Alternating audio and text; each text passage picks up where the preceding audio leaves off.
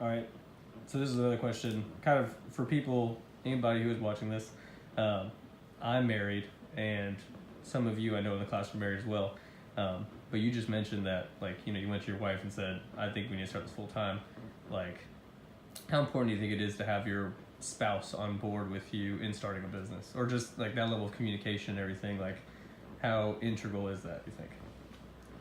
Well, I think that's a much bigger question. In a marriage, I think any big decision you're making needs to be a cooperative thing. You need to be together, right? In your decisions in marriage. Right.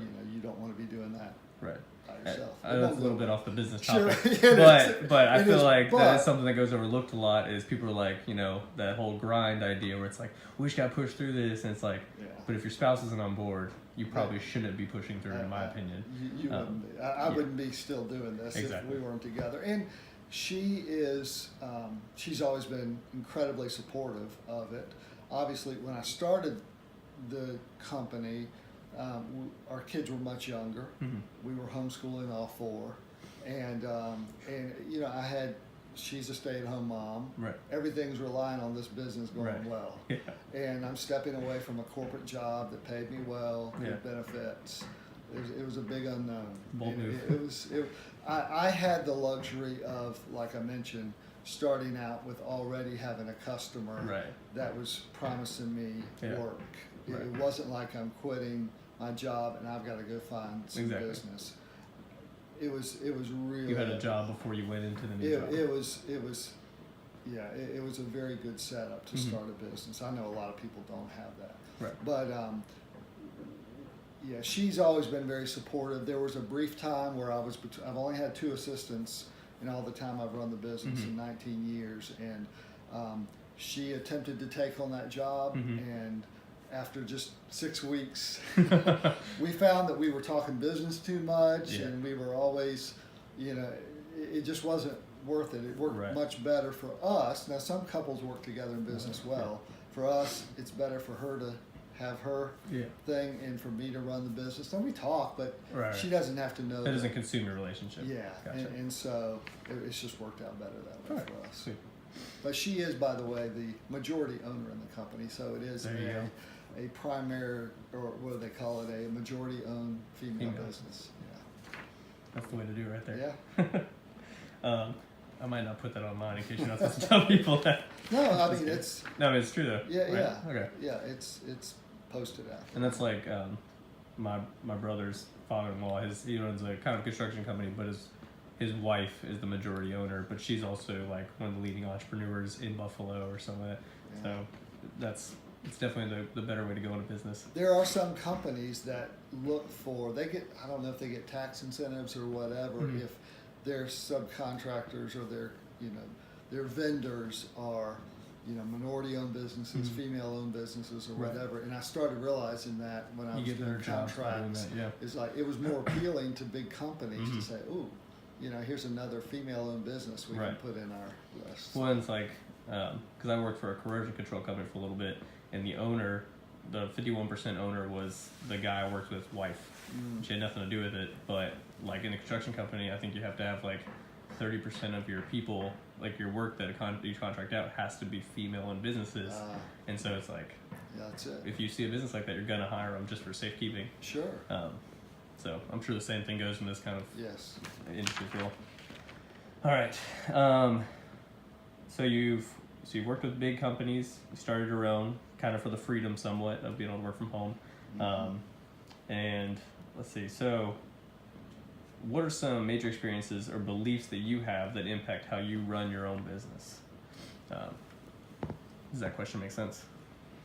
I think so. Well, certainly my faith is huge for that. I believe it's a gift being given me by God to be able to do this. It certainly has been a blessing to be able to run a business and have a successful, prosperous business. It's His grace that has allowed me to be able to do that and be able to give me the freedom and luxury to run the business and to be able to employ other people and to just interact with a lot of different people in a lot of different ways. Certainly, that's been one of the real blessings of this. That's and then just kind of core values of integrity and faith and hard work and having joy in what you do is really important. Yeah, I saw that on your website. It was like the integrity was the top thing, but then the joy was the one that kind of caught my eye more, just because it was the sort of a focus of like we enjoy what we do, and so therefore usually 90 times out of 90 people are going to do better work if they enjoy it more. Sure. It's really sad when you see someone in a job and they don't like their job. It's like, you know, whatever you enjoy doing, it's great if you can make money doing that, and I enjoy what I do. Right. And I like hiring other people that really enjoy what they do, they're better at it. Right, exactly. And I like hiring people that really love what they do. And I like hiring people that are servants and really want to serve and promote other people, and they're not self-promoting. Right. They're about making the customer look good and making them shine, and just serving them and going the extra mile and having initiative, doing whatever it takes. Yeah, that's just, those are some of the qualities I look for in people. Nice. Yeah, I feel like those are, if you're not looking for those in employees, it kind of confuses me sometimes. Like, who are you hiring? Yeah. But there's a lot of big companies where it's like they just don't have that control over that many people. What was my next question here? So let's see. So yeah, the joy in the faith. Let's look at young, little Jeff. When you were younger, do you think you would have ended up here, like starting your own company, traveling globally? Like, where did you picture yourself at? Let's say age 17, like in high school. Where did you see yourself going, right before you go to college? It's so hard. I mean, you don't know. And I think this Amen. field has really evolved. Yeah. For one, I think what I'm doing didn't even really exist back when I was 17. Right. My scope back then, I mean, I knew I loved media and communications. I really wanted to be an architect, but I couldn't handle the math, to be honest. My second love was radio and television. I loved it. I loved learning just on stereos and different things. And I went and visited some radio stations to see how things worked in TV stations, and went to school to study communications. But really, even graduating from college, my scope was television. Broadcast television was really kind of the limits. It wasn't until I was in my first job in network television that I was made aware that there was this whole world of corporate communications. And back in the 80s and 90s, any company that was anybody had their own corporate television department. Right. I didn't know that. I was never told that in college. I should have been, but I wasn't. Yeah.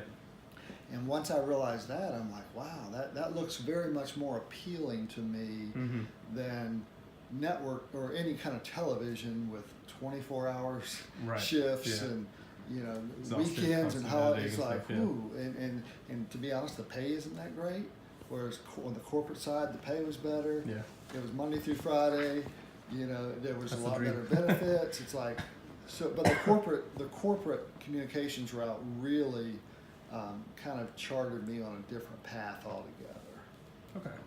Well, that's to say, like, and you and I have talked about this a little bit before, just kind of like the factor that there's so many jobs out there, and I feel like a lot of like entrepreneurs who start their own businesses or people who really succeed find those jobs that the average student doesn't know about. Right. And that's kind of they're willing to venture out of that mainstream, accountant, lawyer, doctor, which, I mean, doctors do well, so I'm not, and all those other jobs do well, but it's like those jobs are becoming so saturated. But something like corporate communications, it's like, who knew, And so, like, just being able to find that, how did you discover that? I mean, did you just kind of stumble upon that, or like did someone point you in that direction?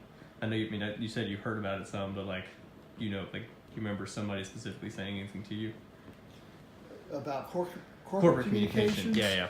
I had a friend that was about my age, and he was in school at Regent University. He was getting his master's in communications. We went to church together, and he started talking to me about it. a professor of his was telling him about it. And apparently there was an organization called the ITVA, International Television Association, which all these different communication department heads around the world were a part of that organization at the time. Yeah. So we bought a student membership. He bought a student membership, and I paid for half of it to get the little blue book that had all those people's names and addresses and phone numbers. And I started sending out resumes to them. That's awesome. Yeah, that's kind of, he was the one. So you took the initiative, like we said earlier. Yeah. So that's stuff like that. I feel like just some people just don't put out that extra little bit of effort, you know. Sure. So, and I'm sure you've seen lots of people who either have put out that effort or just haven't. And you kind of see both ends of the spectrum. And I know people still in the television where, I mean, that's a great route too. I mean, if you're interested in communications, you know, television, radio, I mean, recording, you know, film production, whatever. There are a lot of different routes in media you can go. Yeah. You know, mine has taken more of a corporate bent, but there's a lot still out there on the other side, the independent film, video. That's a huge market as well. Yeah. All right, so we've already talked about that a little bit. Let's talk about character qualities. So you deal with, as a person, like within the huge event, I know you told me that there's like a person who's kind of in charge of the main event and they contract you out. How do you, like, now you do work with, I'll ask you the direct question here. All right, so now you do work with other people who do not necessarily work for you. How do you handle these people in order to get them to do kind of what you envision? So like part of it's the people who contract you, and then also the people that you contract. And we've talked a little bit about the people you contract, but as far as the people who contract you, like how do they convey their vision to you? And then how do you get them to do what you need them to do as well? Does that make sense? I think so. Okay. I'll try. Answer the best you can. Yeah. If anything, we'll edit this part out. There's always one big decision maker. Okay. You know, and there's always one person really calling the shots. Okay. You know, and then there's others, you know, that trickle down. Right. And so it's always good to find out from that decision maker what their vision is, what they're hoping to accomplish. And get as much information. Sometimes in the projects we work on, we're dealing with a person at this level, and there's someone 2-3 levels up that are really in charge, and it's really their project, and these people are getting direction. And sometimes we're getting all our direction from right here, and when we get on site at a hotel or a meeting place, all of a sudden this person steps in, and we start getting direction this way, and it's like things change. Really? It's interesting, but usually there's one decision maker for a company, and that's who we take our direction from, and you seek to please them. Right. And then we work in tandem with other companies, meeting planning companies, content delivery companies, whatever, to kind of for the common good of the customer. Okay. Now, do you guys ever have like disputes about anything like that, or is it usually pretty cohesive or cohesive? Sorry, cohesive is the word. Yeah, I mean, there's normally not dispute. It's what the customer wants. What do they say? I think the companies that I work with are service-driven companies. You know, they're there to please and serve the customers, and so and they all know. I mean, the customer is the final decision maker. Right. You know, some people say, "Oh, you own your own business. You don't." You get to do whatever you want. No, that's not true. I do what my customers want. You know, they're the boss. Is that, oh, you're your own boss? Well, really, my customers are the boss. Without them, I wouldn't have a job. Yeah.